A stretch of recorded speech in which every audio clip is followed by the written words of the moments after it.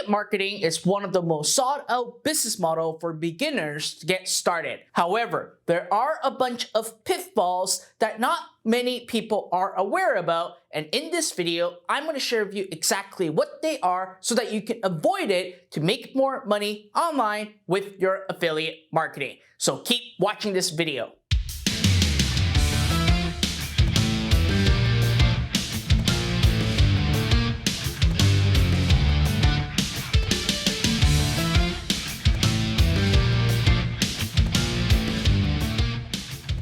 What is up everybody, Fred Lam here, and welcome to my YouTube channel where you get to learn everything on how to build, grow, and scale an online business. Now, when it comes to building an online business, there are essentially two different strategies that people look out for. Number one is Shopify dropshipping, which on my YouTube channel, you can actually indulge yourself to watch all the video trainings about how to build a Shopify dropshipping business.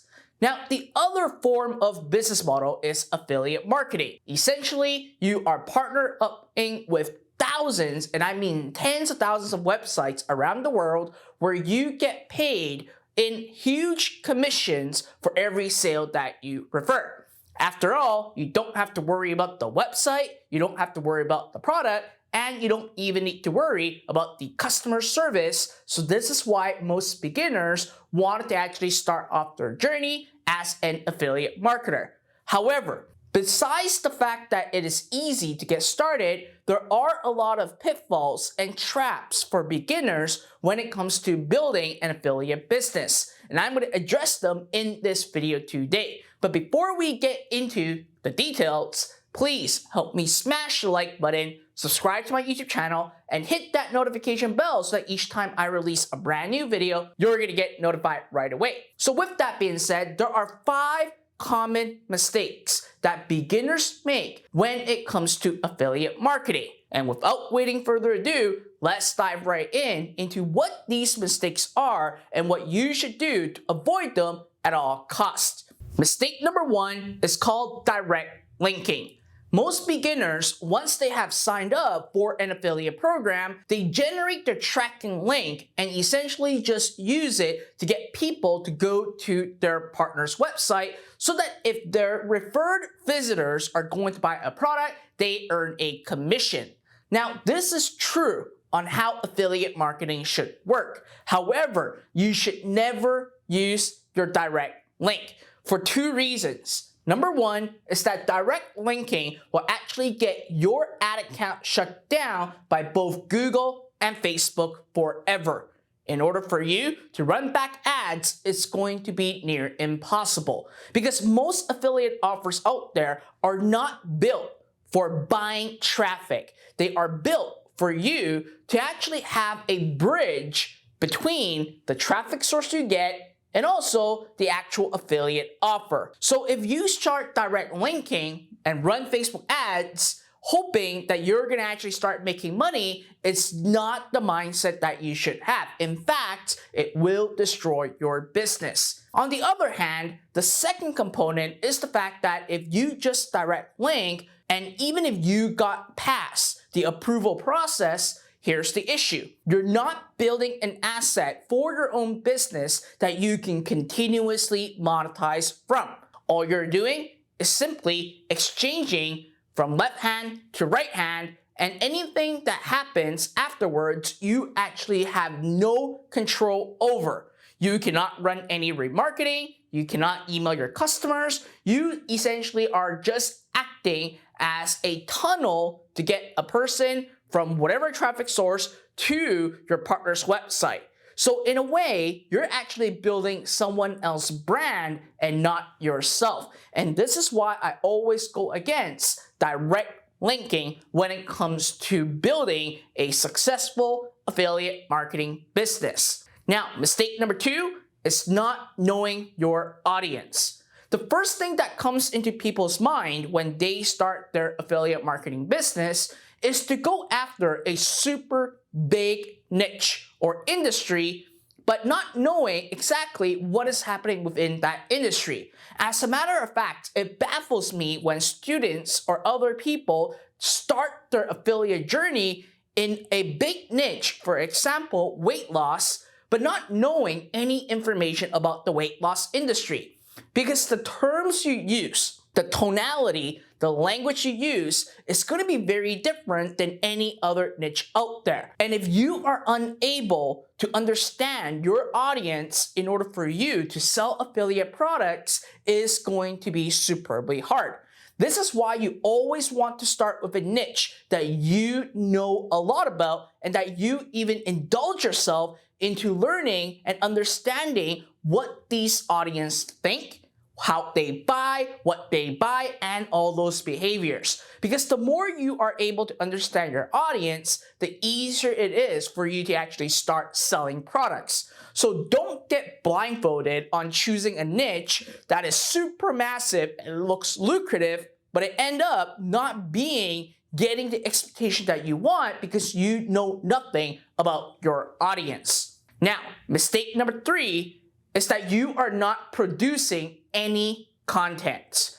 At the end of the day, if you, like I said earlier, all you're doing is just sending traffic to your partner's website where you earn a commission, you essentially don't have a business. And as a matter of fact, if you constantly do nothing and just sell to your audience, they will eventually not buy from you because they will feel that you are going to be a little bit salesy. This is why you always want to produce content and also build your authority within the niche that you are in. Whether it is creating a TikTok account, an Instagram account, a Twitter account, a Facebook page, or even Pinterest, what you're trying to do is to take those social media platforms, leverage it by putting your content right into these platforms so that your audience and followers can actually see you as an authority. When that happens, guess what? Chances for them to buy your affiliate products are going to be very high because you are going to become a trusted source. So whenever you're building an affiliate business, make sure you think about producing content for your audience. Now, mistake number 4 is not tracking data. A lot of people, when they start running their affiliate business, they don't track their data. They don't see how much they pay per click, how much they are paying on the CTR of the website to go to the actual affiliate offer, what is their earnings per click, how are people interacting in the customer journey before they actually buy a product. Now, as an affiliate, it is a little bit harder for you to track the performance of the entire customer journey, but it doesn't mean it is impossible. Let me take ClickBank as an example. A lot of people think that ClickBank cannot track the initiate checkout and purchases. The truth is, you can. There is an integration in place where you can actually put in your Google and Facebook pixel inside your ClickBank account so that you can actually start tracking the entire customer journey and use those data to see what is working and what is not.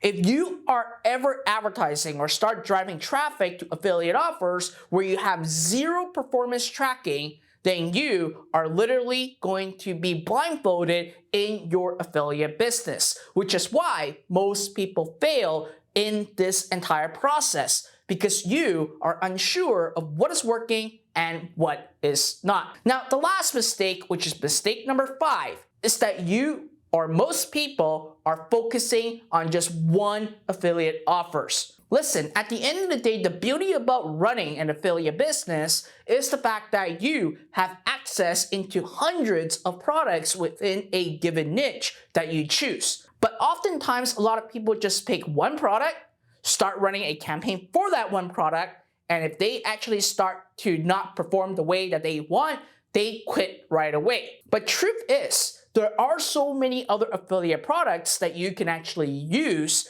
to test. And at the end of the day, you don't want to always stick with one affiliate offers because first of all, you are unsure how long that affiliate offers have been up for, and most importantly, does that affiliate offer sell to the audience that you are trying to reach? If you put all your emphasis and all your eggs into one basket, which is one affiliate offer, then chances for you to succeed is going to be very low. Ultimately, what you want to do is to test out different affiliate offers and actually see which one produce you the most commission.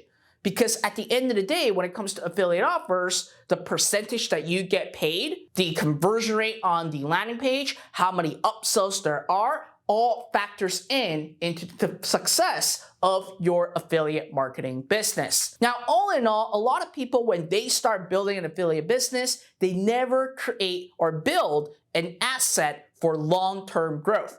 A lot of people start affiliate marketing with very short-term plan.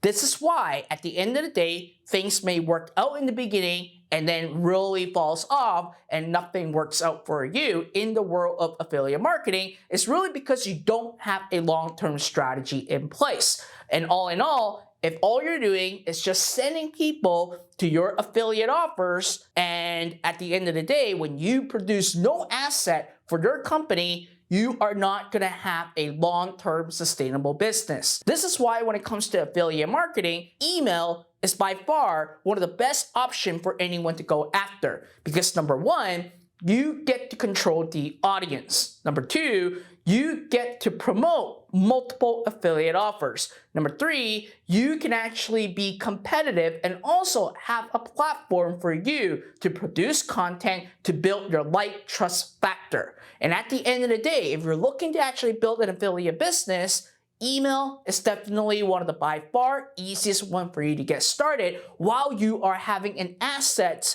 which is an email database of people within the niche that you are in that you can constantly promote to and to constantly monetize from. Now, if you want help to learn how you can actually build your very own affiliate email business, I'll leave some links in the video description right down below. But all in all, if you're thinking about starting an affiliate business, or if you are already running one and you actually have one of these 5 mistakes that I talked about, please go ahead and actually fix your business. If not, you are going to set up yourself to fail when it comes to building an affiliate marketing business. So I hope this video really helps you out and give you kind of like an oversight or a overview on what you should obviously avoid when it comes to building an affiliate business. So with that being said, if you enjoyed this video, please help me smash the like button, subscribe to my YouTube channel, and hit that notification bell so that each time I release a brand new video, you're going to get notified right away. Till next time.